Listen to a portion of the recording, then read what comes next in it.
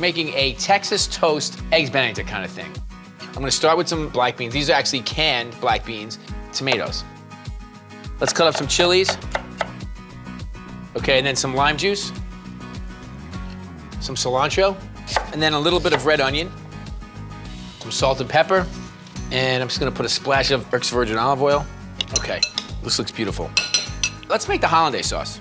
I'm gonna take 3 egg yolks, okay, and then some lime juice, just over the flame, very, very low heat, and then about every 15 or 20 seconds, you kind of move it away from the heat so it stops cooking, nice and slow. You can see the eggs are starting to get a little more pale. There you go. You see this? See the ribbon? All right, now I'm gonna slowly ladle my clarified butter, very slowly. Now I'm gonna take my steak sauce. It's a tomato-based steak sauce, and it has some horseradish, some chilies, some honey, molasses, maple syrup, salt and pepper.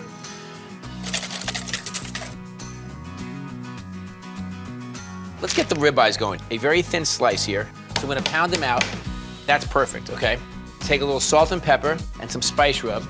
Tons of paprika and chili powders, onion powder, garlic powder. I'm gonna get a touch of canola oil. So spice rub side down.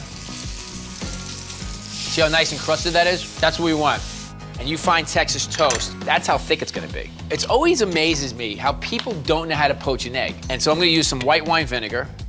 Just, you know, a couple of splashes of vinegar, and the vinegar is actually gonna help the egg coagulate. I just take a ramekin, and to make sure I don't break the egg when I'm cracking it, just kind of spill it into the water and vinegar. You just want it to come to a simmer.